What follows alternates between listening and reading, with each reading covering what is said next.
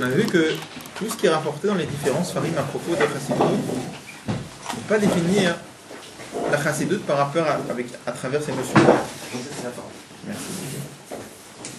Chassidut, en vérité, c'est une Nekuda Atzmit, c'est-à-dire c'est un point d'essence. Et que quand il y a ce point d'essence, automatiquement il y a tout le reste aussi. Mais en aucun cas on peut définir Chassidut à travers toutes ces notions-là.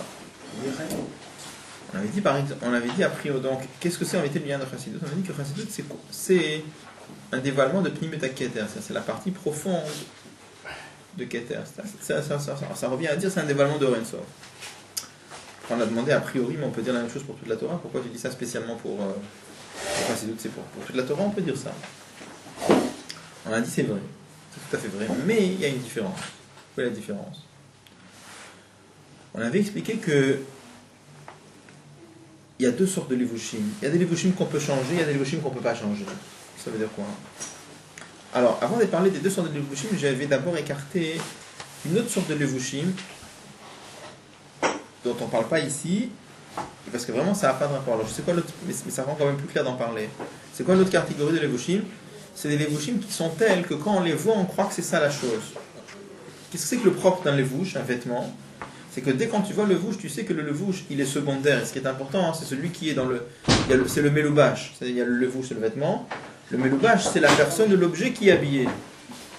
Le propre d'un vêtement, c'est que quand tu le vois, tu vois tout de suite que lui, il est secondaire. Ce qui est important, c'est la personne ou la chose qu'il y a dedans. Il existe une catégorie de levush dans lequel on peut se tromper de croire que le levush, ça c'est l'essentiel. C'est ça la chose. On ne voit pas qu'il y a un meloubash dedans. Et ça c'est très particulier ici. On avait dit par exemple,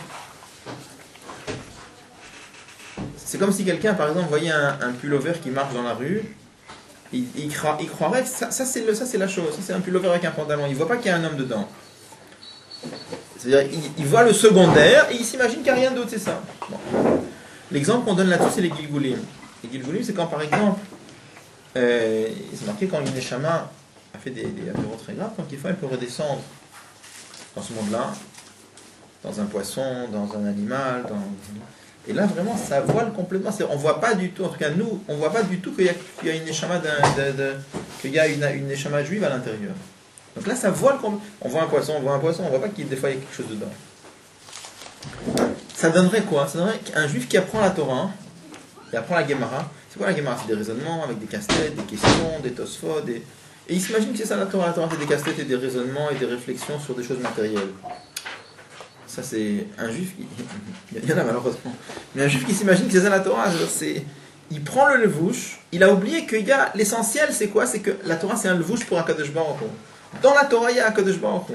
Et si quelqu'un s'imagine que les svarot et les raisonnements, ça c'est la Torah, c'est tout faux. Ça c'est le levush de la Torah. Mais quel est l'essentiel? C'est que dedans il y a Akadosh Baruch Hu. Ça c'est le point essentiel. Bon. Donc ces gens-là, on n'en parle pas. C'est pas de ça qu'on parle. Nous on parle des gens qui, quand ils étudient la Torah, ils savent très très bien qu'il y a Akadosh Baruch Hu qui est habillé dans chaque mot et dans chaque raisonnement, etc. Ça c'est l'idée. Bon. Dans ça même, on a distingué, on a dit qu'il y a deux catégories de levushim. Il y a un levush qu'on peut changer, il y a un levush qu'on ne peut pas changer. Le levush qu'on ne peut pas changer, c'est par exemple quand quelqu'un apprend la Mishnah, la Gemara, le Chumash, c'est un levush qu'on ne peut pas changer. Quand quelqu'un apprend par exemple Shnaim Mochazim, Betalit, deux personnes qui se disputent sur un talit, ou quelqu'un il est en train d'apprendre Amachalif Parabechamor, alors vraiment, cette Mishnah, elle est comme ça. Ça c'est un levush dans lequel il y a que deux jours, mais ce levush il est important, il est important. C'est vrai qu'il y a Akadosh Baruch Hu dedans, mais en passant, qu'est-ce qu'on veut t'apprendre? On veut t'apprendre quelle va être la halakha s'il y a deux personnes qui se disputent sur un juif, qui se disputent sur un talit, deux juifs qui se disputent sur un talit. On va t'expliquer, on veut t'apprendre quelle serait la halakha quand une personne, on fait un échange d'une para avec un chamor et la vache a accouché et on ne sait pas si le petit veau il est né avant ou après la transaction. On veut aussi t'apprendre ça. Donc le levush, on ne peut pas le changer, c'est comme ça. Chassidut, c'est un levush qu'on peut changer. C'est quoi? C'est un levush qu'on peut changer. Je ne peux pas le démontrer, mais c'est une chose que quand on l'étudie, on le sent très bien. Qu'est-ce que c'est un levush qu'on peut changer? Chassidut, c'est vrai, c'est aussi des vêtements. Ça parle de quoi? Ça parle de Nefesh Eloki, Nefesh Abahamit. Ça parle de Or HaMemale, Or HaSovev. Ça parle de Or HaKav et Reshimo. Ça parle de Ishtal Shelut, le Malam Ishtal Shelut. Ça parle de Sfirot, Sfirot Agnuzot. Quand dans un mamar de Chassidut, on te parle des Sphirot, et on te parle de Nefesh Elokit, qu'est-ce qu'on cherche ici? On cherche une Nekuda dévoilée à Kadosh Baruch Hu.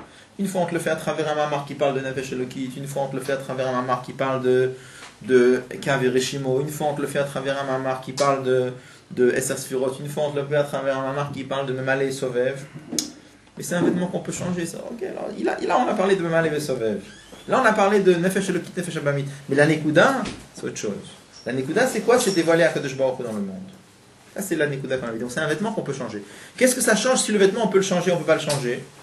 On a dit comme ça. Quand c'est un vêtement qu'on ne peut pas changer, le vêtement voile le meloubash.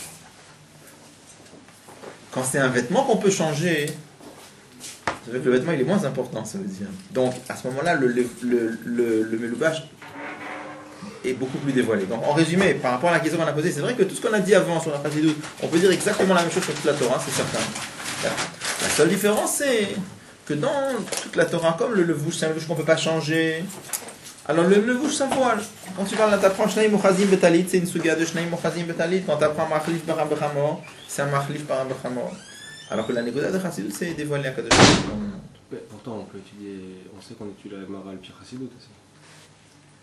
Autre chose. Mais a priori, quand on apprend la Gemara, on C'est pas apprend. un changement de lébouche, ça, quand on étudie al-Pi Chassidut. Dans chaque partie de la Torah, il y a Yitkalelu des trois autres. C'est-à-dire que la Gemara, tu peux la prendre Al-Pi Pshat, Al-Pi Remez, Al-Pi Drouche, Al-Pi Sod, etc. Mais à la fin, c'est. Alors, il y aura un bur de Chassidut sur une Gemara. Ça va dépendre. Si quelqu'un étudie la Gemara, ça peut être un Gemara. Quand ça prend la mort de Chassidut, c'est un de Chassidut.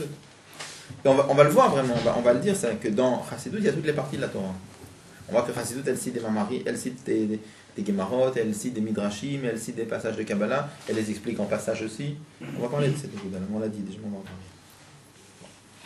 Ce qu'on a dit à propos du levouche qu'on ne peut pas retirer, par exemple pour la Mishnah, ça me fait penser au fait que Akadosh Baruch Hu a créé les lois de la nature, il les a créées de manière à ce qu'elles soient toujours reproductibles. C'est-à-dire si on reproduit une expérience deux fois dans les mêmes conditions, l'expérience va donner exactement le même résultat. Que le soleil va se lever tous les jours. Il n'y a pas un jour où il va se lever, le jour où il ne va pas se lever. Ça me fait penser un petit peu à ça, au fait qu'il y a des choses qui sont fixes dans l'univers au sens large et qui sont absolument inchangeables. Et je m'imagine que déjà si les lois de la nature changeaient comme ça d'un jour à l'autre ou d'une seconde à l'autre, on serait un peu perdu. Si les lois de la Torah, qui incluent les lois de la nature, devaient changer, qu'est-ce qu'on pourrait avoir comme point de repère? Donc, qu'est-ce que je veux dire? Quelque part, il y a une mahala dans le fait qu'on ait certaines choses qui soient fixes comme ça. Dans le fait c'est bon, bien sûr. Il y a quelque chose qui bien sûr. On a besoin de ce point de repère. Évidemment. Naviguer dans des choses. On est entièrement d'accord. Là, simplement, on voulait expliquer la différence qu'il y a entre Chassidut et le reste de la Torah, c'est tout. Mais c'est sûr, bien sûr. Bon, là, on va commencer maintenant. On avait commencé déjà le paragraphe d'Alet, mais on va reprendre. Non. On n'avait pas commencé. Ok. Donc, en tout cas, tout ça, c'est pour dire. Finalement, ce paragraphe c'était pour écarter une question. C'est ce qu'on avait dit sur Chassidut, on peut lui dire sur toute la Torah. La réponse c'est vrai, mais dans tout le reste de la Torah, c'est vrai que c'est aussi un dévoilement de Or Ein Sof, mais c'est voilé. Alors que dans Chassidut, c'est un dévoilement de Or Ein Sof de façon plus dévoilée. Bio Meuta Shel Torah Chassidut, il dit pour expliquer plus clairement quelle est la nature de Torah Chassidut. Yuva, ça va être éclairci. Allez Bio Tochno Apnimi Shel Mashiach, quand on va expliquer le contenu profond de Mashiach. Pourquoi? Quel rapport? Tu me dis comment on va comprendre le sens profond, le contenu profond de Chassidut? Quand on va expliquer le sens profond de Mashiach, quel rapport? Kimisra Rachel Mitzvah Neda Mehuta. Il est écrit dans Tanya que de la récompense d'une mitzvah, on peut connaître la nature de la mitzvah.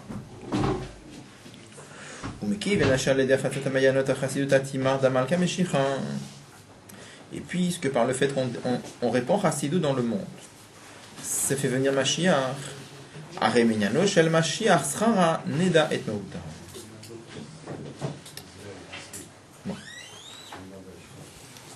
Ce passage du Tanya là-bas, après la tête, il dit que de la récompense d'une mitzvah, on peut connaître quelle est la nature de la mitzvah. Ça veut dire quoi? Il y a une question qui est posée dans les livres de savoir. Est-ce que la récompense des mitzvot, c'est bederer tivi ou c'est bederer seguli? Ça veut dire quoi? Est-ce que Il y a une relation logique de cause à effet entre la mitzvah et la récompense, où il n'y a pas de relation. Exemple. Un père dit à son fils, si tu travailles bien, je vais t'offrir une tablette de chocolat. Est-ce qu'il y a un rapport entre l'étude et la tablette de chocolat? Aucun. C'est juste que le père a dit à son fils, si tu travailles comme il faut, alors je vais te donner une tablette de chocolat. Mais il n'y a pas de rapport direct entre le fait d'étudier et la tablette de chocolat. C'est le père qui a installé ce système-là que quand tu vas étudier, ça va déclencher, que tu vas recevoir une tablette de chocolat, mais il n'y a pas de rapport logique entre les deux. Si maintenant le père dit à son fils, si tu étudies comme il faut, tu vas voir que tu vas devenir plus rapide dans la compréhension et tu vas devenir plus intelligent. Est-ce qu'il y a une relation de cause à effet? Oui. C'est marqué dans le thème Amarim que le fait de travailler avec le sechel, ça aiguise le sechel. C'est comme les avdil avdatenket, les gens qui font des exercices physiques. Ça fait travailler les muscles. Quand on fait travailler les muscles sont plus agiles et ils deviennent plus forts. C'est exactement pareil pour l'intellect. Plus quelqu'un étudie, plus il devient rapide à la compréhension, plus il aiguise et il affine son sechel. Donc ça ne sera pas une conséquence. Donc la première, la tablette de chocolat, c'est une ségoula. Ça veut dire quoi une ségoula? C'est un cadeau comme ça, mais il n'y a pas de relation directe. Alors que le fait, en travaillant, on aiguise ses capacités, ça c'est une relation de cause à effet direct. Donc il y a la question qui est posée pour les mitzvot, est-ce que la récompense des mitzvot, c'est quelque chose c'est quelque chose de tivi, de naturel, ou bien c'est ségoula. Et la même chose pour les averot aussi, le mal que ça entraîne. Alors vraiment, il y a les deux niveaux qui existent, mais il y a un niveau, on l'amène là-bas dans Tanya, où c'est beder ertivi, il y a une relation directe de cause à effet. Pour ça, dans Tanya, il écrit dans le chapitre 39, Misrara neda meruta. De la récompense de la mitzvah, on va comprendre quelle est la mitzvah. Pourquoi? Parce que puisqu'il y a une relation logique de cause à effet entre la mitzvah et la récompense, en connaissant la récompense qui est la conséquence de la mitzvah, on aura une certaine compréhension de la mitzvah. La même chose. On sait qu'il y a une lettre qui est imprimée, il l'a laissé dans plusieurs livres, dans lequel le Baal Shem Tov avait raconté que un soir de Rosh Hashanah, il a eu Aliyat HaNeshama. Sa Neshama est montée dans le monde spirituel. Et là-bas, il a rencontré la Neshama de Mashiach. Il lui a demandé Eimataika Atima, quand est-ce que tu viendras mettre? Et le Baal Shem Tov, le Mashiach lui a répondu Lirshayafutsu Mayanoter Achutsa. Lorsque tes sources, donc les sources du Baal Shem Tov, seront répandues à l'extérieur. Qu'est-ce qu'on voit de là? On voit de là que le fait de répandre, de faire connaître, de publier, de faire connaître autour de nous l'étude de la Chassidoute, c'est quelque chose qui a pour conséquence d'amener Mashiach. Donc puisqu'on vient de dire maintenant que la récompense d'une mitzvah, c'est pas une ségoula, mais c'est beder ertivi, c'est-à-dire c'est une conséquence logique et normale. C'est pour ça que je comprends. Qu'est-ce qu'on vient de dire finalement de cette lettre du Baal Shem Tov? Que le dévoilement de Chassidoute, ça emmène Mashiach. Donc, comment je peux comprendre bien ce que c'est que la Chassidoute? Quand je vais comprendre bien ce que c'est que Mashiach, je vais comprendre bien ce que c'est que la Chassidoute, puisqu'il y a une relation de cause à effet logique entre les deux. C'est pas plutôt le contraire ce qu'on vient de dire, c'est que quand je vais bien comprendre ce que c'est que Chassidoute, alors ça va me faire comprendre ce que c'est Mashiach. Non. Non. Dans Tanya, c'est marqué Misrara Neda Mehuta. De la conséquence, je peux arriver à comprendre la cause. De la récompense de la mitzvah, je peux arriver à avoir une certaine compréhension de la mitzvah. D'accord. Répandre la Chassidoute et Donc là, la mitzvah, c'est quoi? C'est répandre Chassidoute. La conséquence, c'est quoi? Ça amène Mashiach. Quand on va comprendre qu'est-ce que c'est que Mashiach, on va comprendre un peu mieux ce que c'est que Torah Chassidoute. Quelque part, ça veut dire que la mitzvah, elle est plus grande que la récompense. La mitzvah, elle est quoi? Quelque part, ça veut dire que la mitzvah, elle est plus grande que sa récompense, puisque la récompense, c'est la conséquence de la mitzvah. La mitzvah, c'est la source. Il y a un moment de Rabbi Marash où il explique que le davar agorem, il est plus grand que le nigram. La chose qui entraîne, elle est plus, puisqu'elle a la force d'entraîner la conséquence, c'est que la cause, elle a une force par rapport à la conséquence, puisqu'elle peut entraîner la conséquence. Ça, Rabbi Marash dit clairement dans un moment. D'accord. Donc Chassidoute, c'est plus que le Mashiach. Dans ce point-là, il y a d'autres points où c'est autrement, mais dans ce point-là. Mais là, il ne rentre pas dans ça. Là, il veut dire qu'en comprenant l'un, on va comprendre l'autre. D'accord. Pourquoi il y a eu besoin de ramener alors la table de chocolat avec le père? On le rencontre directement, non? Pour expliquer qu'est-ce que c'est derrière ces goûts-là, c'est qu'il n'y a pas de rapport. C'est juste pour donner un exemple, que c'est derrière ces goûts-là. Et si on a déjà une compréhension profonde à l'aide de la Chassidoute, qu'est-ce que va apporter le Mashiach en plus? on va vivre le Inyan. Il y a la compréhension, et après il y a le Inyan lui-même. Il y a la compréhension de la chose, et après il y a la chose elle-même. Et quand on dit que Srach Mitzvah, c'est la Mitzvah elle-même, comment ça rentre dans le Guéder de Tivi ou... C'est la même chose. Ou c'est Guéder Tivi ou c'est Goulan? Hein? Parce que Srach Mitzvah, c'est un clan. Oui. Alors, Donc c'est-à-dire que c'est la même Nekuda, c'est-à-dire que Srach Mitzvah, que la récompense de la mitzvah, c'est la mitzvah elle-même. Qu'est-ce qu'il veut dire là-bas? Il veut dire que c'est l'attachement à Dieu. Le Srach de la mitzvah, c'est l'attachement à Dieu. Une mitzvah, c'est l'attachement à Dieu. C'est la même Nekuda. Ça, c'est Bédar TV ou c'est Goula? C'est Bédar TV. C'est Bédar TV. Bédar TV. Une fois que Dieu a... Puisque les mitzvot, c'est le ratzon à dans lequel Dieu s'est mis, parce que tu veux dire, quel rapport entre les tefilines et Dieu? Après que Dieu s'est mis dedans, alors c'est Bédar TV. C'est pas que...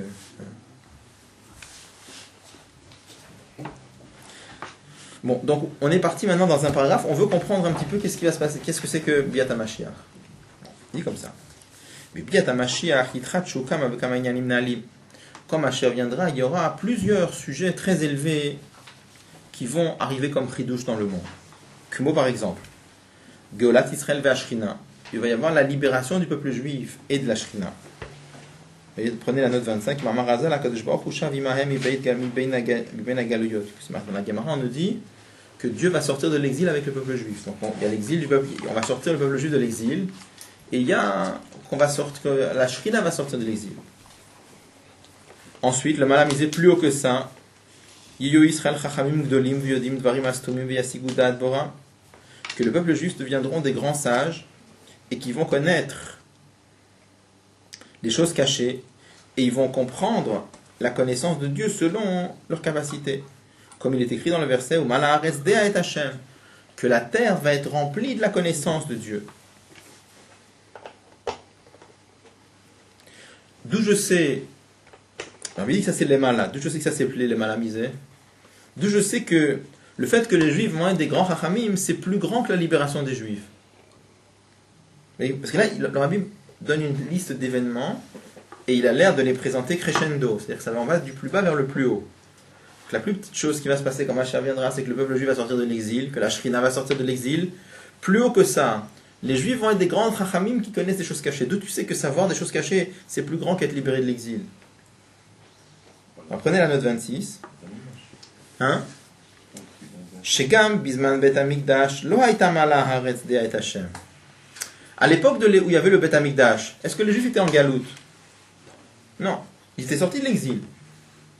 Donc ce premier point, on l'avait. Et est-ce qu'on peut dire que tous les Juifs avaient la connaissance de Dieu au point que la terre soit remplie de la connaissance de Dieu? Non. Donc tu vois très bien qu'on a eu une époque, on a eu ça, mais on n'a pas eu ça. Mais on est dans une génération de dégénérescence par rapport au savoir et à la présence de Dieu. Non. Oui. Oui. Donc avant, c'est pas un crescendo, avant c'était plus près de la bouche de Dieu. C'est sûr qu'avant ils étaient plus près de la... Non, c'est pas ça qu'il veut dire. C'est pas un passant. Non, pas dans ce sens-là.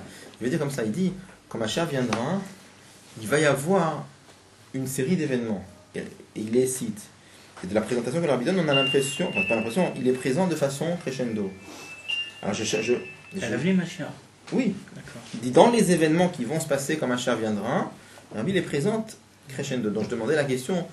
Le deuxième point, d'où on sait qu'il est plus haut que le premier. Le premier point que le rabbi donne, c'est de dire que quand Mashiach viendra, les Juifs vont sortir de l'exil et la Shrina va sortir de l'exil. C'est déjà énorme.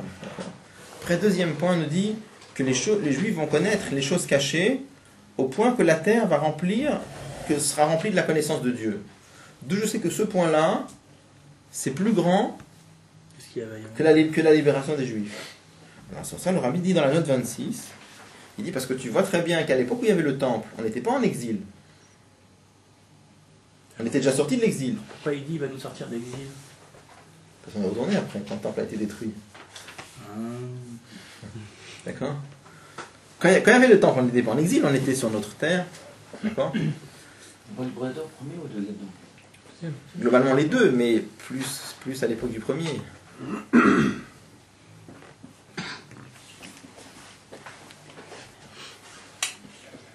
Les malamisés, plus haut que ça encore, Shinui vechidush b'maaseh Bereshit, des changements dans le monde. troisième point qui va se passer quand Mashiach viendra, c'est qu'il y aura, il y aura des changements dans le monde. Uma, on fait la parenthèse. Uma Shamru, et ce que la Gemara nous dit, Ein bein olam hazeh limot hamashiach ela shivut malchiot bilvad. La Gemara nous dit, la seule différence qu'il y a entre l'époque messianique et l'époque de maintenant, c'est la soumission des nations. C'est-à-dire que le peuple juif aujourd'hui est soumis aux nations. Quand Mashiach viendra, on ne sera plus sous la domination des nations. De cette Gemara, on a l'impression que quoi ? Qu'il n'y aura pas de grand changement dans le monde. Le seul changement qu'il y aura, c'est qu'on ne sera plus sous la domination des nations. J'ai envie de dire, ce que nous dit cette Gemara-là, ou Rakbitri Azman Shemot HaMashiach, c'est qu'au début de l'époque messianique, mais plus tard, dans l'époque messianique, il y aura des changements. Et plus particulièrement, Alpi Mashekatav Beraya Memna, d'après ce qui est écrit dans un passage du Zohar, il y a un Zohar qui dit que cette Gemara-là, elle parle des Amé Haaretz. C'est les Juifs qui n'étudient pas la Torah. Quand est-ce qu'on nous dit que la seule différence qui est entre l'époque de maintenant et la période de Mashiach, c'est qu'il n'y aura pas la domination des nations et c'est tout, pas de différence. Ça, c'est que pour les Juifs qui n'ont pas étudié la Torah. Et pour les Juifs qui sont des Talmidei Chachamim qui étudient la Torah, il y aura une différence.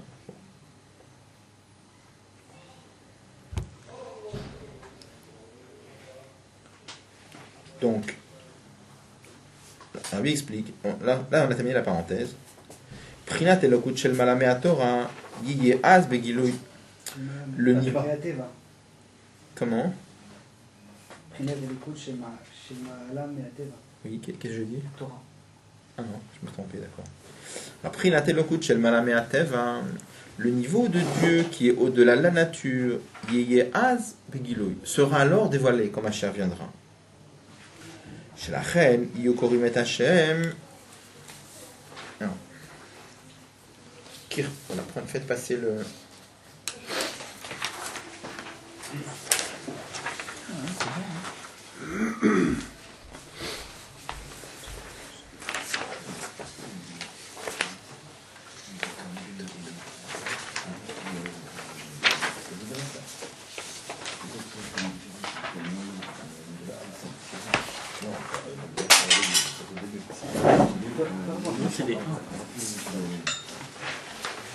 Il en reste de... Ils sont arrière, je pense. Il en reste. Non. Derrière, c'est bon.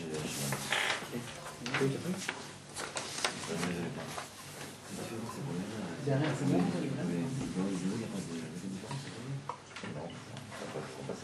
Juste concrètement, quelle différence entre les Amé Haaretz et les Talmidei Chachamim au niveau concret? C'est-à-dire quoi cette part? La Gemara dit...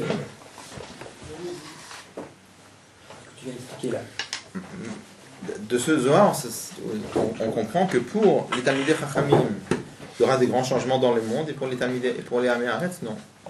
C'est un avis du Zohar, comment ça reste vraiment, mais... Alors. Ça ne va pas tellement avec le fait que tout Israël sera des grands Chachamim qui dit juste avant, le point qui dit juste avant. Après, on va voir. Ça, c'est seulement dans la première partie de Mashiach. Après, on verra qu'il y aura des changements après. Il dit, c'est pour ça que quand Mashiach viendra, qu'est-ce qui va se passer? Ce niveau de Dieu qui transcende le monde va se dévoiler. Là, je lis le bas de la page Gimel. Chez la reine Yokorin et Hashem, c'est pour ça qu'on va lire le nom de Dieu, Kirtavo, comme on l'écrit. Regardez, aujourd'hui, le nom de Dieu, comment il est écrit dans la Torah? Yudke Vavke. Et comment on le lit? Ado Shem. D'accord? On ne lit pas le nom Yudke Vavke. Donc c'est curieux, il y a un nom de Dieu qui est écrit, on ne le lit jamais ce nom de Dieu. Comme ça c'est marqué dans le Shana. En fait, parce que c'est marqué dans le Shana, on n'a pas inventé. Donc on explique en principe pourquoi la halakha est comme ça. Parce qu'aujourd'hui, quelle différence entre les deux noms de Dieu? Le nom de Dieu, Yudke Vavke, ça représente ce niveau de Dieu qui est au-delà de la nature, qui transcende le monde. Or Ein Sof. Comme ce niveau de Dieu aujourd'hui est voilé, alors c'est pour ça qu'on le lit pas. Comment on le lit? On le lit Adoshem. Qu'est-ce que c'est Adoshem? Ce nom de Dieu, c'est quoi? Adon ata lechol briotecha. Tu es le maître de tes créatures. C'est quoi? Tu es le maître de tes créatures. Ça, c'est ce niveau de Dieu qui s'abaisse à être maître. C'est la royauté, ce niveau de Dieu qui s'abaisse à diriger le monde. Ce niveau de Dieu, il peut être dévoilé aujourd'hui. C'est pour ça qu'on peut lire le nom de Dieu de cette façon-là. Par contre, c'est marqué que quand Mashiach viendra, Yukorin et Hashem Kirtavo, on va lire, Al-Pi on va lire le nom de Dieu comme il est écrit. Pourquoi?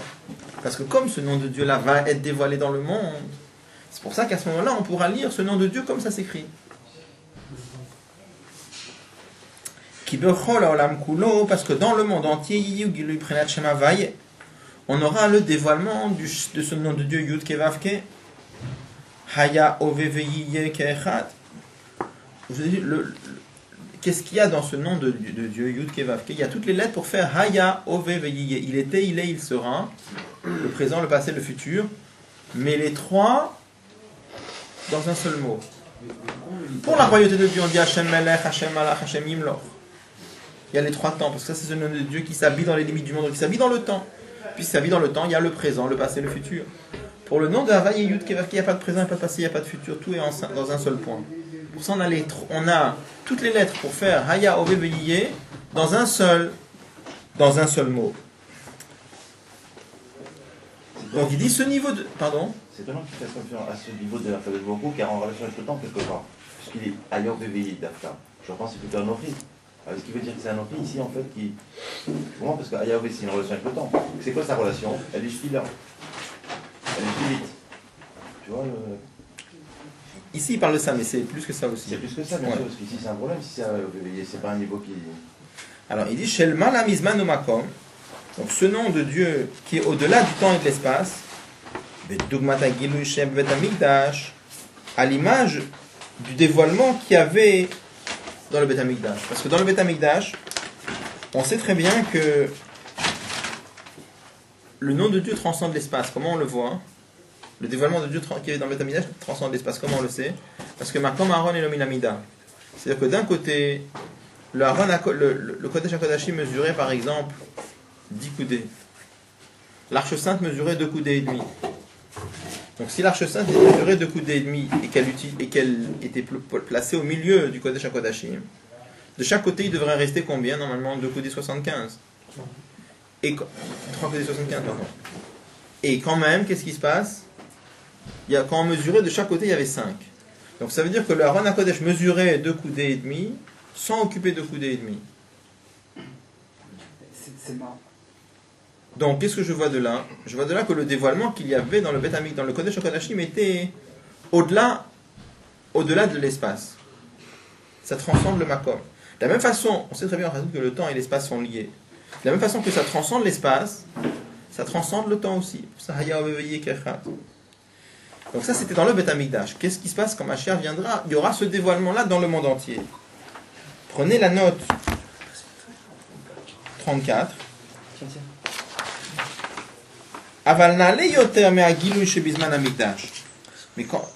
Mais ce dévoilement-là qui aura la Atid Lavo, il est encore plus haut que le dévoilement du Beth Amikdash. Pourquoi? Parce que ce dévoilement-là, il va être dans le monde entier. Ça veut dire que quand quelque chose brille dans un certain endroit, ça veut dire qu'à la fin, il a quand même une certaine limite. Pour que ce dévoilement de Shem Havaï soit que dans le Beth Amikdash et pas ailleurs, ça veut dire qu'il y avait une certaine limite quand même. Quand Mashiach viendra, ce dévoilement va être dans le monde entier. Donc ça va être quelque part un dévoilement encore plus haut que ça. D'accord? Donc on reprend dans le texte.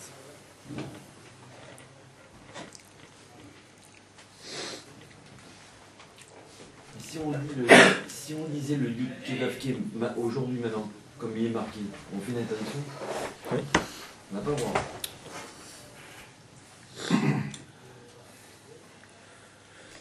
Donc qu'est-ce qu'on a dit finalement? On a dit que quand Mashiach viendra, qu'est-ce qui va se passer? On aura un dévoilement de Dieu extraordinaire, plus haut que ce qu'il y avait dans le Beth Amikdash, qui va se dévoiler, et où? Dans le monde entier. Il dit, toutes ces choses-là dont on a parlé, ça c'est le dernier point, le dévoilement, d'accord? On a donné toute une liste de choses qui vont se passer. On a dit, d'abord les Juifs vont sortir de l'exil avec la Shrina. Après on a dit que les Juifs vont être des grands Chachamim. Après il y aura un changement dans Maaseh Bereshit. Après, il y aura un dévoilement de ce niveau de Dieu qui transcende complètement le monde et ça sera dans le monde entier. C'est pas mal, c'est quoi? C'est un programme qui va se passer quand Mashiach viendra, d'accord? Bon. Le Rabbi dit que toutes ces choses-là, ça ne sera pas que dans ce monde-là, ça sera dans tout l'enchaînement des mondes. Et le contenu de ces notions-là, c'est quelque chose qui va arriver dans tous les mondes. Parce qu'on sait très bien que le comportement, ce qui se passe dans les Olamot Elyonim dépend de ce qui se passe dans ce monde-là. Il y a un exil dans les mondes. Comment? Il y a un exil dans les mondes supérieurs. Spirituel, il y a un exil dans le monde spirituel, bien sûr. Bien sûr. Alder Erakvut de Rosh Chodesh ou Moadim, il dit c'est comme par exemple la fixation des fêtes. Chez Baem Nimshechet Tosefet Or, dans lesquelles il y a un supplément de lumière. Ofan Kviut Am Lemata, ça dépend de la Kviut en bas. Ça veut dire, on sait très bien que par exemple pour fixer le Rosh Chodesh, il fallait qu'il y ait des témoins qui aient vu la nouvelle lune. Il y avait 2 nuits où on pouvait voir la nouvelle lune. Donc si les témoins avaient vu la nouvelle lune la nuit du 30, donc le 30 devenait le premier du nouveau mois, donc le mois avec 29 jours. Si les témoins n'avaient pas vu la lune la nuit du 30, donc dans ce cas-là, le 30 restait 30, et le 31 devenait le premier du mois d'après. Bon. Ça c'est... Donc, imaginons par exemple que... 29 et 30, ça Comment? 29 et 30, c'est 30 et 31. C'est 29 et 30. Tracer à Malais, c'est 29 et 30. Oui. 30 et 31. Non, je dis que le 31 devient 30. Ah oui, 29. Non. Tu as 29 et du 21 et du 30. Le premier sur Quand il voit la nuit du 30, la nuit du 30 c'est le premier du mois d'après. Quand il voit pas la nuit du 30, quand il voit pas la nuit du 30, le mois a 30 jours et le 31e jour c'est le premier jour du mois d'après. De la même façon, donc il fallait que le Beddin, il fallait qu'il y ait Kabbalat et doute, il fallait que les dîmes viennent au tribunal. Si par exemple les dîmes avaient vu la lune et qu'ils n'étaient pas venus au tribunal pour témoigner, la nuit du 29, et bien le Rosh Chodesh avait 30 jours par exemple. Donc c'est-à-dire on voit qu'à un jour près, ça peut varier selon que les témoins sont venus, pas venus, selon le psak du Beddin. Plus que ça aussi on peut voir. On voit par exemple qu'il y a certains cas par exemple où le Beddin, le Sanhedrin pouvait décider de rajouter un mois dans l'année. Dans certaines, il y avait plusieurs halachot, par exemple. Une des halachot, c'est si par exemple il y avait des groupes de juifs importants qui étaient partis pour les fêtes de pèlerinage pour Pessah, et ils ont eu un problème sur la route, on voit qu'ils ne vont pas arriver pour Pessah. On peut très bien décider que le mois, ça va devenir un mois de... On rajoute un mois de Hadar, comme ça ils auront le temps d'arriver. Plein de choses comme ça qui peuvent... A priori, tu peux dire, mais on parle de... Ça va décaler tout, ça va décaler après ça va décaler Rosh Hashanah, Yom Kippour, ça va... Donc qu'est-ce qui se passe? On voit de là... Quand il y a un jour de fête, qu'est-ce que c'est un jour de fête? Un jour de fête, c'est un jour où il y a un dévoilement de Dieu dans tout l'enchaînement des mondes. Et de quoi ça dépend? Ça dépend du tribunal en bas. Ça dépend des juifs matériels dans ce monde-là. Donc, ça correspond à ce qu'on vient de dire. De la même façon qu'il est vrai que selon la fixation des fêtes et du Rosh Chodesh dans ce monde-là par des hommes de chair et de sang, de là va dépendre tout le dévoilement d'Akadosh Baruch Hu dans ce monde-là, mais pas que dans ce monde-là, dans tout l'enchaînement des mondes. C'est pareil aussi pour tous les Yanim. Selon ce qui se passe dans ce monde-là, c'est ça qui a des répercussions sur tout le Seder Ishtalshelut. Donc, c'est pour dire que tout ce qui va se passer dans ce monde-là, au moment de la venue de Mashiach, il y aura la même chose dans tout le Seder Ishtalshelut. Chacun son avis.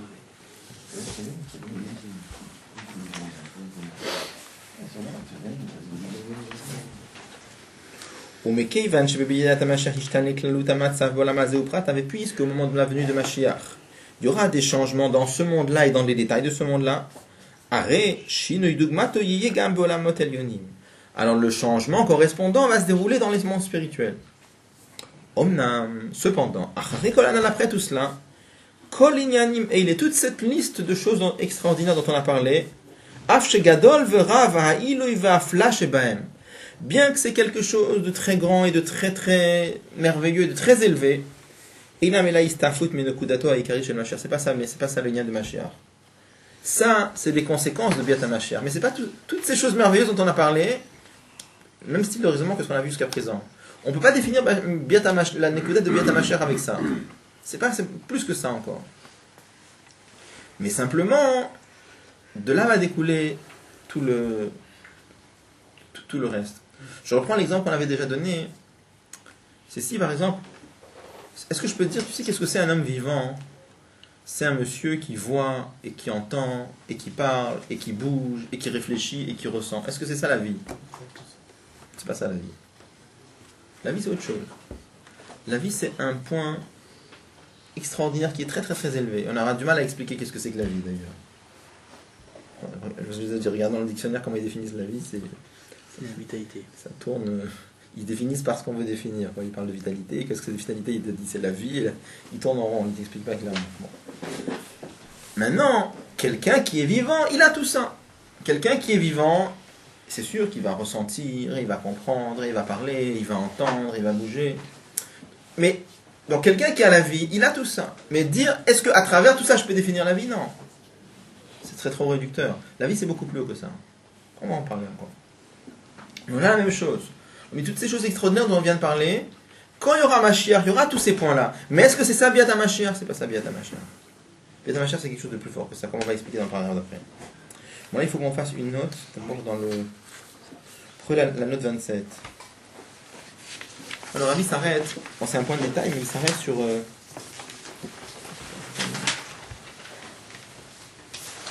Sur ce qu'on avait dit, vous voyez, dans le troisième point, on avait dit qu'il y aura un Shinui B'Maaseh Bereshit. Il y aura un changement dans l'ordre du monde.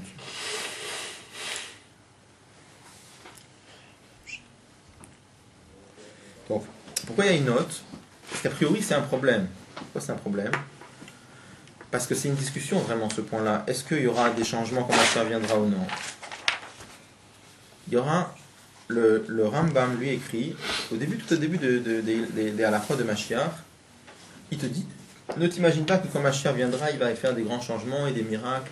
Il dit rien de tout ça. Il amène comme preuve, le Rambam, qu'à l'époque du deuxième temple, il y avait l'histoire de Ben Koziva Ameler, Bar Korva, pour lequel il y avait des signes de Cheskat Mashiach. Il y avait des signes pour lesquels on pouvait penser qu'il était présumé être le Mashiach. Et il dit là-bas, le Rambam dit que Rabbi Akiva et beaucoup de Rachamim ont pensé sur lui qu'il peut très bien être le Mashiach. Et le Rambam nous dit, il dit, on voit très bien qu'on ne lui a pas demandé de faire des miracles. Quand Rabbi Akiva, il a pensé de Ben Koziva qui était Mashiach, ils ne lui ont pas demandé de faire des miracles. Il dit, tu vois très bien que Mashiach, c'est pas quelqu'un qui doit forcément faire des miracles.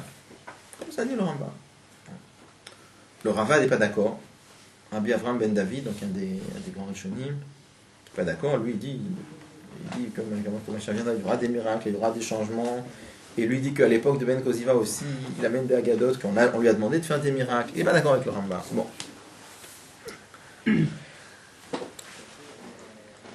Donc le Rambam nous dit en vérité qu'est-ce qui va se passer quand Mashiach viendra? Olam keminago noeg, le monde va se comporter normalement. Et le Rambam demande lui-même la question. Et qu'est-ce que c'est tous ces versets dans lesquels on nous dit Vegar ze'ev im keves, que le loup va résider ensemble avec l'agneau, et que le bœuf va manger que le lion va manger de la paille, comme le bœuf, et que l'enfant, c'est même que l'enfant pourra jouer avec mettre sa main dans le trou de la vipère. C'est marqué aussi Vejbati chayara minar, et je ferai disparaître les animaux sauvages de la terre. Donc qu'est-ce que ça veut dire? Toutes ces choses-là, le Rambam dit c'est un machal. On peut dire, un autre endroit il dit c'est pas si sûr. Dans Igeret Hashmad, Igeret Teman, le Rambam dit là-bas c'est pas si sûr. Il dit, on n'est pas obligé de dire, on n'a pas de preuve à 100% que c'est des choses à comprendre au pied de la lettre. Ça peut être simplement des paraboles pour dire, qu'est-ce que ça veut dire que le loup va résider avec l'agneau, que les juifs et les goïms vivront en paix. Ça dit. Mais on n'est pas obligé de dire que c'est Kepshuto. Le Ravad sur place, il dit c'est des choses à comprendre, il faut comprendre ça au pied de la lettre littéralement. Il y aura des changements dans Maaseh Bereshit, que vraiment le loup va résider avec l'agneau et que vraiment l'enfant pourra jouer avec mettre sa main dans la main dans le terrier de la vipère, etc. Bon. J'avais compris d'ailleurs, si vous regardez là-bas le Ravad, il cite pour prouver ce qu'il dit, il amène un autre verset. J'ai jamais compris qu'est-ce qu'il prouve. De la même façon que le premier verset, tu peux dire que c'est un machal, le deuxième, tu peux dire que c'est un machal. J'ai jamais compris qu'est-ce qu'il dit. Bon, il faut chercher dans les commentateurs s'ils expliquent le Ravad, qu'est-ce qu'il veut dire. Et à la finale. Hein? À la finale. On parle de ça justement. Donc je dis, a priori, c'est deux avis entre le Rambam et le Ravad. À part ça, c'est vraiment dans deux avis dans la Gemara déjà, si on regarde. Il y a l'opinion de Shmuel. Shmuel, il dit Ein bein olam hazeh limot hamashiach el hashibud malchuyot bilvat. La seule différence qu'il y a entre notre période et la période de Mashiach, c'est qu'on ne sera pas sous la domination des nations. Qu'on prend de là, il n'y aura pas de miracle, et pas de changement, pas de choses comme ça. Et c'était Priya Barava, lui, il dit Kol Anevim nidnabu limot hamashiach. Donc, lui, il dit de sa position, sort qu'en vérité, il y aura des changements. Parce que lui dit que c'est une discussion pour savoir, est-ce que toutes les prophéties qui parlent, on parle de la période messianique, on parle de l'Olam Haba qu'il y aura après. Donc lui, il dit que toutes ces prophéties-là parlent de l'époque messianique. Il dit, sur la période qu'il y aura après, c'est marqué Aïn lorata Elokim zulater. Personne n'a pu voir ce qui se passe là-bas. C'est autre chose encore. Donc en tout cas, lui, il considère que c'est déjà une marque dans la Gemara. Ça veut dire simplement que le Rambam, il tranche comme Shmuel, et le Ravad, il tranche comme Rabbi Barava. Alors, le problème qu'on a, c'est que le Rabbi il nous dit ici, a priori, il y aura des changements. Donc, dans la note, ce que le Rabbi veut dire, c'est que il veut dire ça, même d'après le Rambam qui dit qu'il n'y aura pas de changement, il y aura aussi des changements. Pourquoi? Regardez la note. Oui. Ré Rambam, il dit, donc prenez la note 27. Il dit, Ré Rambam, de l'Oyekina. Le Rambam nous dit, donc le même Rambam qui te commence les halachot de Mashiach en te disant, ne t'imagine pas qu'il y aura des grands changements dans le monde, etc., etc. Le même Rambam, il te dit un peu plus loin, quand Mashiach viendra, il n'y aura plus de jalousie, il n'y aura plus de compétition, il n'y aura plus de guerre, il n'y aura plus de famine, tous les plaisirs se trouveront comme la poussière de la terre. C'est quand même pas mal comme changement. D'accord? Donc comment comprendre? Comment comprendre? Donc, chat très simple, il faut dire comme ça. Le Rambam considère que ça, c'est des petits changements. Donc, ce style de petits changements, il y aura, oui, même d'après le Rambam, il dit clairement qu'il y aura. Mais des grands changements, ça, il n'y aura pas. De ça, le Rambam, il dit, il n'y aura pas. Chat simple, comme ça, il faut passer. D'accord? Ce que le Rabbi dit ici. Il dirait Rambam, de l'Oyekina, il y aura. La note 27. Non, je disais, ça tient pas. On peut pas avoir des changements qui sont, par rapport à ce que tu viens d'expliquer, des changements qui sont de l'ordre psychologie. Il n'y aura plus de méchanceté, il n'y aura plus de ceci, il n'y aura plus de cela. Et des grands changements, il n'y aura pas. On sait très bien que les grands changements, ça vient déjà à la base de la psychologie, de sa manière de voir les choses. Donc si on peut changer psychologiquement, automatiquement, matériellement, on change. Tu vois, non, c'est bon. Ça dépend fort qu'est-ce qu'on appelle les grands changements. Là, tu veux dire, si ça c'est les petits, alors c'est quoi les grands?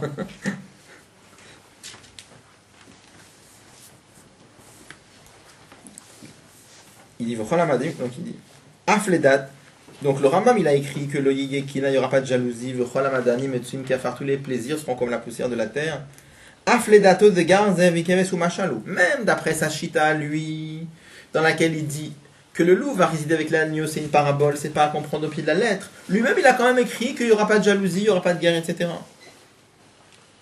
Il dit Valachat. Donc, pour ça, le Rabbi veut dire, c'est pour ça que dans la Sira, on peut dire que quand Mashiach viendra, il y aura des changements dans Maaseh Bereshit. On peut dire ça même d'après le Rambam qui dit qu'il n'y aura pas de changement, mais il y en aura quand même d'après lui, parce que ça dépend lesquels on parle. Il dit Valachat kama vekama leadea. Il y a plus forte raison d'après l'autre opinion. Il dit et ainsi a tranché la Kabbalah, pour te demander comment ça va être, comme ce que tranche la Kabbalah et la Chassidut, des advarim kepshutan, qu'il faut comprendre les choses littéralement, comme le Ravad. Je dis que le Rambam lui-même, dans Igeret Teman, lui-même il laisse la porte ouverte, que peut-être ça va être kepshuté. Hein? Oui, c'est fou. Je ne dis pas que le Rambam c'est pour la halakha, il tranche la halakha, et c'est pas le. J'ai pris une tira comme ça pour expliquer. On n'est pas obligé de dire que c'est ça que ça veut dire. Le Rambam parle au Au niveau minimum. de l'Aïmouna, non, Il s'appuie sur quoi le Rabbi? J'ai pas très bien compris. Non, le Rabbi simplement, il veut justifier ce qu'il a marqué dans la Sikha. Dans la Sikha, il a dit qu'une des choses qui va se passer quand Mashiach viendra, c'est qu'il y aura des changements. D'accord. On sait très bien que le Rambam il dit qu'il n'y aura pas de changement. Donc le Rambam dit, ce que j'ai écrit dans la Sikha qu'il y aura des changements, ça va même d'après le Rambam aussi. Parce que même quand le Rambam il te dit qu'il n'y aura pas de changement, de quoi, il parle de certains changements énormes. Du quoi, Mais des champs- de quoi il parle? Du loup avec l'agneau, tout ça? Voilà. Mais ces changements-là, mais c'est pas fini, on n'a pas fini. La note, elle est grande. Après, il dit encore plus loin, regardez. Voulai Efshan Lomar. On dit, peut-être on peut dire, le Chomer Aïnyan al-Kolpanim Bedochak. Vu la gravité du sujet, et au moins Bedochak, des Gam la Rambam Ben Tkufot. Que même d'après le Rambam, il y aura 2 périodes. C'est comme ça. Même d'après le Rambam, il faut dire, il dit que vraiment il y aura 2 périodes. Il y aura une période dans laquelle il n'y aura pas de changement, et une autre dans laquelle il y aura des changements. Donc tout au début de Biat HaMashiach, la seule différence, ça sera Shibud Malchuyot, c'est-à-dire qu'on ne sera pas sous la domination des Goïm. Mais ensuite, il y aura vraiment des changements dans Maaseh Bereshit. Et sans rentrer, au début on a voulu faire la différence entre les petits changements et des grands changements. On a dit, c'est plus clair de dire qu'en vérité, sans parler de petits changements et grands changements, il y aura une période sans changement J'arrive pas à comprendre sur quoi il s'appuie. pour Pour dire qu'il va quand même y avoir des grands changements. on va voir. Ah. On n'a pas fini. C'est-à-dire, il serait d'accord avec le Rabbin d'après le Rambam. Avec les deux. Ouais. Mais le Rabbi dit que c'est quand même Bedochak. Pourquoi c'est marqué Bedochak? Parce que quand tu lis le Rambam, tu comprends pas ça. Si le Rambam vraiment voulait dire de façon claire et nette qu'il y aura. D'abord, il n'y aura pas de changement, après il y en aura, il aurait dit. Pour ça, c'est le Rabbi dit c'est Bedochak. Ça passe difficilement. Mais lui-même, il dit que ça passe difficilement. Mais on va voir pourquoi il faut le dire quand même. Si au début, quand Mashiach va venir, il n'y aura pas de changement, à quoi ça sert que ça vienne du nord? Je suis de Malchuyot, c'est quand même pas mal. Hein. C'est juste un signe temporel. D'abord, c'est ça qui amène l'autre période. Et le Rambam définit la période de Mashiach. Lui-même, il dit que c'est une période où les Juifs pourront respecter toutes les mitzvot. Il y aura le Beth Amikdash, on fera les korbanot, il y aura la royauté, on va ramener à toutes les mitzvot comme avant. Ils disent, et c'est pour ça qu'on. La tefila remplace les corbanotes, pourquoi on va remettre les corbanotes? Parce que les korbanot, c'est une loi éternelle que je vois quoi à donner. Quand on dit que la tefila remplace les korbanot, c'est un des aspects de la tefila. Parce qu'on n'a pas le temps. Merci.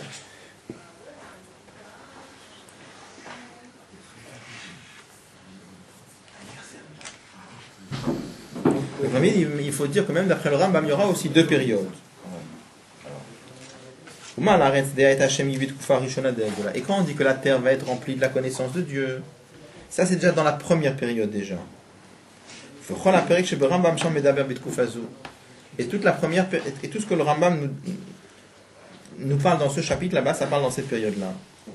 Comme on le voit dans Yilchot Shuvah, Perek al Achabet, quand on regarde bien là-bas dans Yilchot Shuvah, Perek al Achabet, on voit que ces mots du Rambam qui nous dit que la terre va remplir la connaissance, que la terre sera remplie de la connaissance de Dieu, ça parle de cette période où il n'y aura pas de ce que le Rambam appelle pas de changement, il y aura quand même ça. C'est-à-dire peu de changement, ça veut dire quoi? Il y aura quand même Umala Aretz Dea et Hashem. Il n'y aura pas encore des changements dans la nature même du monde, que le loup va résider avec l'agneau, mais il y aura quand même la connaissance de Dieu qui va remplir le monde. Non, mais en gros, ça veut dire que pour le Rambam, de voir que la table là, c'est Hachem qui est en train de la créer seconde après seconde, c'est pas un changement de mâche. C'est ça que ça veut dire, parce que la terre soit remplie de la connaissance de Dieu, même si on dit que le monde n'y change pas, ça veut dire quand même que je vais voir avec mes yeux. C'est pas un changement dans Teva Olam. C'est un dévoilement de Dieu, mais c'est pas un changement dans la nature même du monde. Après, il y aura des changements dans la nature même du monde. Dans la matière. Il dit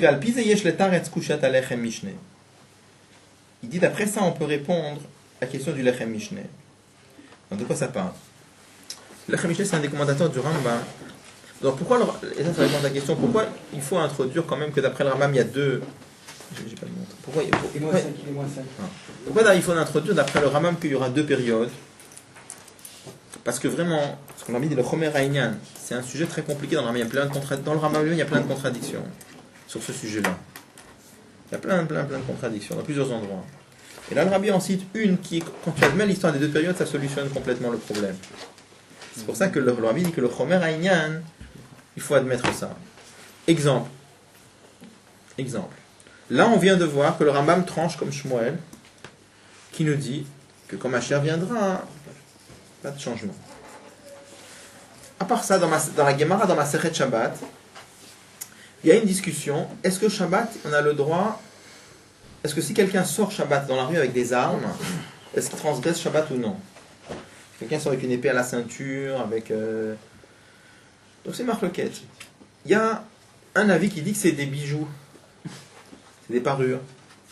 Comme c'est des parures, on sait très bien que Shabbat, si quelqu'un sort avec des vêtements ou des parures, il en est la tarchit. Ça c'est Rabbi Eliezer. Donc c'est pas... ça s'appelle pas... C'est pas une transgression de Shabbat. Les Chachamim disent que c'est considéré comme massa. C'est pas des bijoux, c'est un fardeau. Et les Chachamim amènent comme une preuve d'un verset d'où on sait que c'est un fardeau. C'est parce que c'est marqué quand Mashiach viendra, on va prendre les épées, on va les écraser, on va les faire fondre et on va en faire des socs de charrue. Donc si vraiment les armes c'était quelque chose, un bijou c'est quelque chose de sympathique, c'est quelque chose de positif. Pourquoi quand Mashiach viendra il faudra les faire fondre? Donc les Chachamim disent de là, tu vois bien que quand quelqu'un y porte une épée Shabbat, c'est un chilul Shabbat, parce que tu vois bien que quand Mashiach viendra, ça va être... Qu'est-ce qu'on va faire? Qu'est-ce qu'il répond Rabbi Eliezer sur ça? Celui qui dit que c'est considéré comme un bijou, parce que lui, il interprète le verset Machal. C'est une parabole. Pas à comprendre au sens littéral. Parce que ces versets-là, ils sont marqués dans le même passage de Yeshaya où on dit que le loup va résider avec l'agneau. Donc de la même façon que le loup va résider avec l'agneau, tu comprends ça comme une parabole et une image. De la même façon, quand on te dit que quand Mashiach viendra, on va faire fondre les épées, ça sera une image. D'accord? Alors on a un problème. Parce que dans Shabbat, le Rambam tranche la halakha, que quand quelqu'un sort une épée avec une épée Shabbat, c'est Chilul Shabbat. Ça veut dire qu'il a compris le verset comment? Kipshuto. Au sens simple. Comme au sens simple. Et là-bas, il nous dit que laisser Machal. Comment ça marche? Hein? Je fais un peu ce qu'il veut. Parce que les bouches, c'est presque important. Donc ça c'est un exemple, un exemple de contradiction qu'il y a. Donc si on admet qu'il y a deux périodes, ça va aller. Quand le Rambam nous dit que quand Mashiach viendra, il n'y aura pas de changement, il parle de la première période de Mashiach. Puisqu'à la période de première Mashiach, il n'y aura pas de changement, les choses seront normales. Par contre, étant donné que dans la deuxième période de Mashiach, on va faire fondre, toutes ces choses-là seront à comprendre que plutôt on va faire fondre les épées. C'est pour ça que les Chachamim disent, puisque tu vois bien que dans la deuxième époque de Mashiach, au moment où on va faire fondre les épées, donc c'est pas quelque chose de positif. Donc c'est pour ça que c'est un massa, et c'est un fardeau, et celui qui les porte, il est considéré comme Mechal Shabbat. Donc ça c'est un exemple, mais il y a plein de contradictions qui tombent. Plein de contradictions dans le Rambam comme ça. Si on admet cette histoire des deux périodes, c'est pour ça les Chomer Haïnyan, vu la complexité du sujet dans le Rambam même, parce qu'il y a plein de contradictions, on doit admettre qu'il y a deux périodes, et à la fin, pour sortir, parce que l'histoire des deux périodes, on ne l'a pas inventée complètement. Le Rabbi cite un Zohar qui dit clairement qu'il y aura deux périodes. D'accord? Donc il y a un Zohar, ça résout plein de contradictions dans le Rambam. Et là où il s'appuie. Donc c'est sur ça que le Rabbi s'appuie pour passer cette idée. Mais on a l'impression que le Rambam et le Radav, ils sont pas d'accord juste sur le terme de ce que c'est qu'un changement, parce que finalement, on a l'impression qu'ils parlent vraiment de la même chose. Il y en a un qui dit que le loup va dormir avec l'agneau, et l'autre qui dit qu'il n'y aura plus de jalousie sur terre. Mais, Mamash, s'il n'y a plus de jalousie sur terre, ou s'il n'y a plus, les désirs seront comme de la poussière, c'est normal alors que le loup va dormir avec l'agneau, puisque l'un ne sera pas jaloux de l'autre, je ne sais pas quoi. Ça change rien à la nature du monde. S'il y a un dévoilement tel qu'on va voir que la terre va être remplie de la connaissance de Dieu, alors qu'est-ce qu'un loup, il va manger un agneau? Qu'est-ce que moi je vais aller chercher à être jaloux de mon frère? Rien, pas du tout, impossible. Non, mais le fait que le loup mange l'agneau, c'est pas un problème de jalousie. Le loup mange mais l'agneau parce qu'il a faim. Ça veut dire que si la c'est pas un problème de jalousie. C'est pas un problème de guerre. Il fait pas ça parce qu'il cherche à se battre. Il fait ça parce que son thème anormal, sa nature, c'est qu'il mange des carnivores. Quand tu me dis que le loup devient herbivore, c'est quand même un autre sorte de changement. Quand tu me dis on va enlever l'agressivité, il y aura plus de guerre, il y aura plus de jalousie, c'est une chose. Et que tu me dis que physiquement, le gouffre de cet animal qui se nourrit de viande et tout son système de métabolisme fonctionne avec de la viande, là tu me dis ça va marcher avec de l'herbe, c'est un autre style de changement quand même. Mais à la fin, c'est pas plus choquant de dire qu'on va voir le Maaseh Bereshit seconde après seconde. Là, il y a un dévoilement et là, il y a un changement dans la gashmiut du monde. On va faire Mariv là. Donc c'est à, je crois que c'est à 8, non? On peut le faire, ouais. Il est quelle heure là? Il est quelle heure? Il est 7h. On peut avancer. Hein? On peut continuer. Tu veux pas faire la note? Comment? Finir Ah oui, la note, oui, d'accord. Regardez les feuilles. Donc il dit Al Pizeyesh le Taretz Kushet al Lechem Mishneh. Il dit d'après ça, on peut répondre à la question du Lechem Mishneh. Donc le Lechem Mishneh, il demande la question que le Rambam il se contredit dans Ilchot Shabbat par rapport à ce qu'il dit dans Ilchot Melachim qu'il n'y aura pas de changement. Kima shekatav ce que le Rambam écrit Ein ben olam hazeh la shivud malchuyot bilvad urak bitrilat hageula. Quand le Rambam dit qu'il n'y aura pas de différence, c'est qu'au début de la Geoula.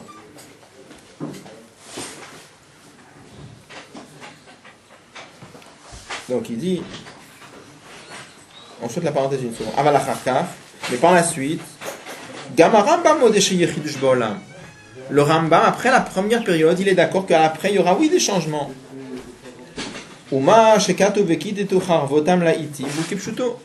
Et quand on nous dit que comme Asher viendra, on va prendre les épées, on va les écraser pour les faire fondre, pour faire des socs de charrue, il faut le comprendre littéralement.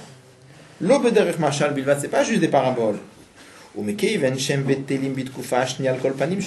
puisque dans la deuxième période de Mashiach, les épées, on va les faire fondre, on va les annuler. Ça prouve bien, puisque dans la deuxième période, on va les casser, on va les faire fondre, ça prouve bien qu'ils ne sont pas des bijoux.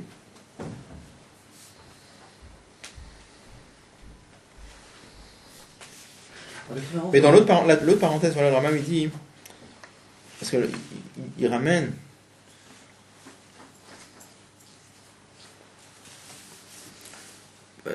une des choses que le Rava demande contre le Rambam, il parle du fait que Mashiach il va être Morach Vedaïn, c'est-à-dire qu'il va juger avec le flair.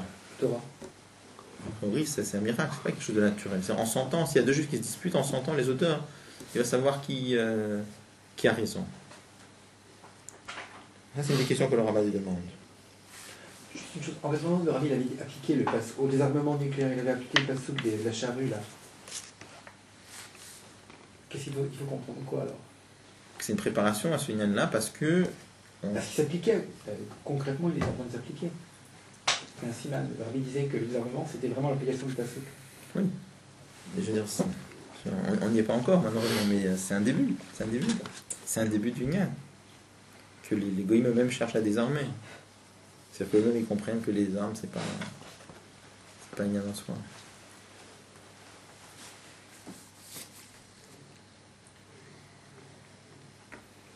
Ok. Donc là je pense qu'on reprendra si Dieu. Quelle heure il est là? Oui, il est 4. Il faut encore 4 minutes, je pense. Juste quand il dit que Rephaïn, c'est que ces périodes-là peuvent être mangées en un seul instant et on peut arriver à la situation top niveau d'un coup comme ça, quand Rabbi dit on aura tout d'un coup le Betamigdash, tout le Betamigdash et tout. C'est-à-dire qu'on peut franchir les étapes. Là, Je ne sais pas exactement comment les choses peuvent se faire. On ne sait pas exactement comment les choses vont se faire. Le Rambam nous dit lui-même qu'il y a des choses pour lesquelles on sait très clairement comment ça va se faire. Il y a des choses pour lesquelles on ne sait pas exactement quand les choses vont se faire. Alors on pourra dire, c'était ça que ça voulait dire, c'est comme ça que les choses devaient se faire. Ok, je peux aller 2 secondes, on ferme. יש שם עניין אחד שרוצה, אחד יש לו יורצה. זאת אומרת, 10 שג'רבו, יש שם 3 מילים.